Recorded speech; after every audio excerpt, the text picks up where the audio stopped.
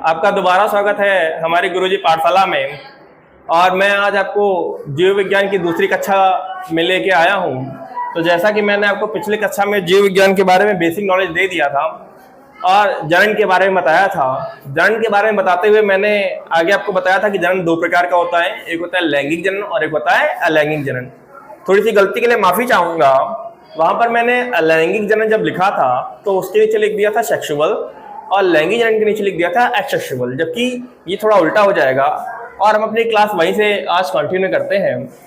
आपको करना क्या है, आपको बस हमें मोटिवेशन देने के लिए हमारी गुरुजी पाठशाला को लगातार शेयर करना है, सब्सक्राइब करना है, अपने दोस्तों को इसके बारे में बताना है ताकि वो हमारी वीडियो के द्वारा ज़्यादा से ज़्यादा लाभ उठा पाएँ। तो चलिए हम अपनी क्लास को आगे कंटिन्यू करते हुए बढ़ते हैं और देखते हैं कि जो जनन होता है वो दो प्रकार का होता है।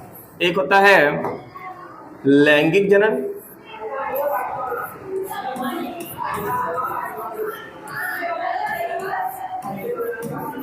और एक होता है अलैंगिक जनन।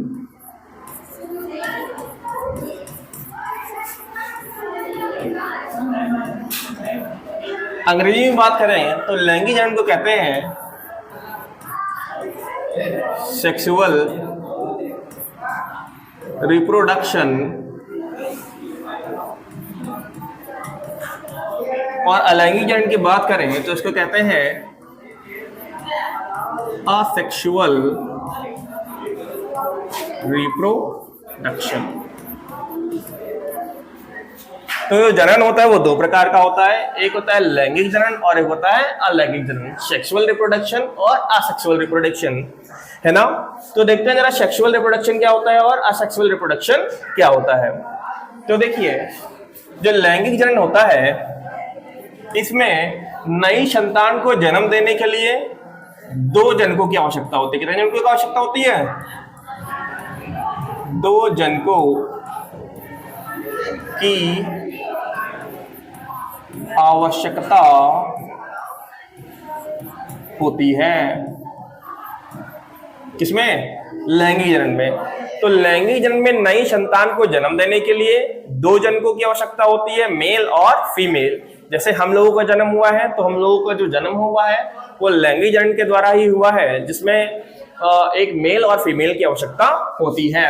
फिर असेक्सुअल के बारे में देखते हैं। असेक्सुअल में इसमें जनन के लिए एक ही जनक की आवश्यकता होती है। जनन के लिए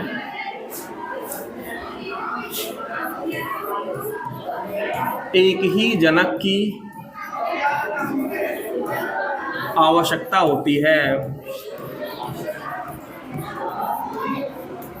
जैसे आपने अमीबा के बारे में जरूर सुना होगा। तो जो अमीबा होता है वो अपने केंद्रक को 20 भाग से डिवाइड कर देता है और नई संतान को क्या देता है? जन्म देता है।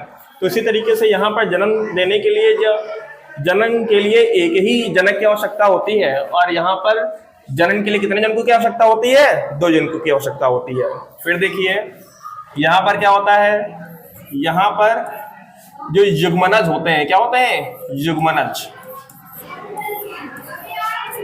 युग्मनजों का निर्माण और संलयन होता है। क्या होता है? और संलयन होता है। जबकि इसमें ऐसा कुछ नहीं होता है ना। इसमें ऐसा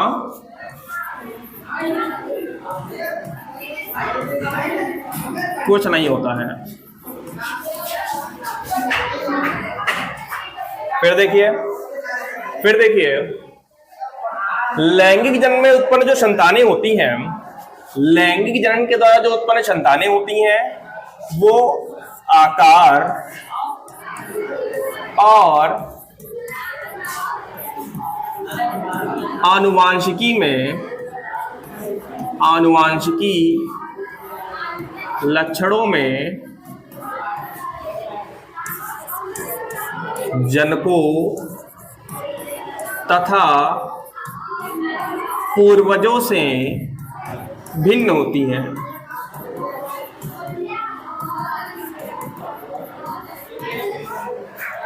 इसमें क्या है, अलैंगिक जनन में जब नई संतान का जन्म होता है तो वो समझिए अपनी जनक के क्या होते हैं, जनक की कह लीजिए फोटोकॉपी या क्या होते हैं, क्लोन होते हैं। जनक के क्या होते हैं, क्लोन होते हैं। इसका मतलब यह है कि ये आकार और आनुवांशिकी दोनों में जनकों के समान होते हैं।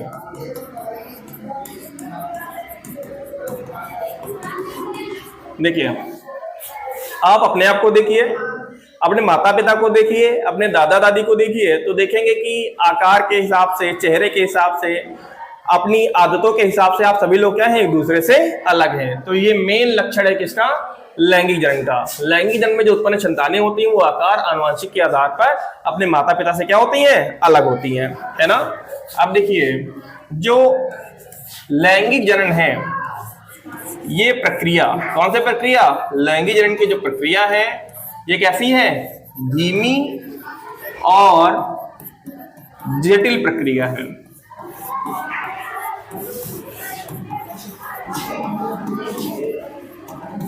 लैंगिक जनन की जो प्रक्रिया है इसमें एक नए संतान को जन्म देने के लिए बहुत ही लंबे समय की आवश्यकता होती है, और ये जो प्रक्रिया है ये कैसी है, बहुत ही जटिल प्रक्रिया होती है। फिर यहां पे देखते हैं, यह प्रक्रिया बहुत ही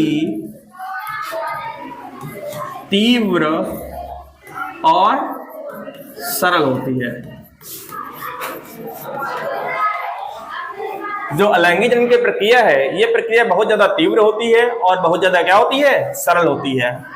उम्मीद करता हूं कि जो मैं बता रहा हूँगा वो धीमे धीमे आपके समझ में आ रहा होगा। आपको करना क्या है, इनको एक कॉपी पे नोट्स तैयार कर लेने हैं, ताकि जब भी आपको जरूरत पड़े तो इन नोट्स को उठा के आप देखें और आपके इतने भी डाउट हो लैंगिक अलैंगिक जनन से वो क्या हो जाए, क्लियर हो जाए। अब देखिए, लैंगिक जनन में जो विभाजन होता है ये अर्धसूत्री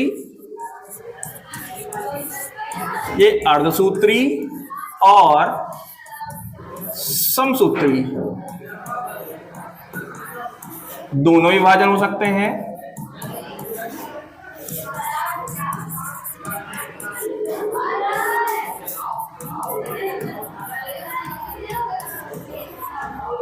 लैंगिक जनन में जो विभाजन है वो अर्धसूत्री और समसूत्री दोनों विभाजन हो सकते हैं, जबकि अलैंगिक जनन में केवल क्या होता है, केवल समसूत्री विभाजन ही होता है।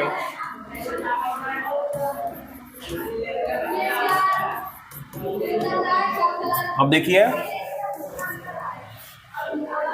यहां तक हमने देखा कि लैंगिक और अलैंगिक जनन में क्या अंतर है। ऐसे बहुत से अंतर हैं जो यहाँ पर लिखे नहीं जा सकते हैं क्योंकि इनकी संख्या बहुत ज्यादा है। जैसे इसमें लैंगिक जनन में भ्रूण का निर्माण होता है जबकि अलैंगिक जनन में भ्रूण का निर्माण नहीं होता है। यहाँ पर निषेचन की प्रक्रिया होती है जबकि यहाँ पर निषेचन की प्रक्रिया नहीं होती है ना।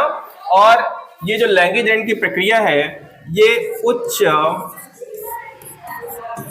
जीन वाले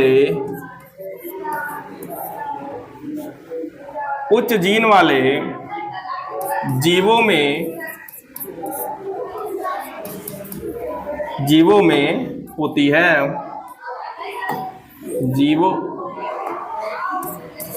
जीवों में होती है। जो लैंगिक जनन की प्रक्रिया वो कहाँ होती है, उच्च जीन वाले जीवों में होती है, जबकि जो अलैंगिक जनन की प्रक्रिया है ये निम्न अकशेरुकी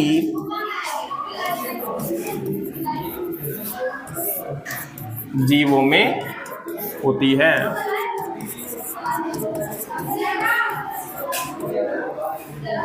तो उम्मीद करते हैं कि जो भी आपने लैंगिक जनन और लैंगिक जनन के बारे में सीखा है वो आपके समझ में आया होगा। और जहां जो ये लक्षण मैंने लिखे हैं ये मुख्य लक्षण हैं जिसके द्वारा आप लैंगिक जनन और अलैंगिक जनन दोनों में जो अंतर है वो एकदम स्पष्ट रूप से स्पष्ट कर सकते हैं।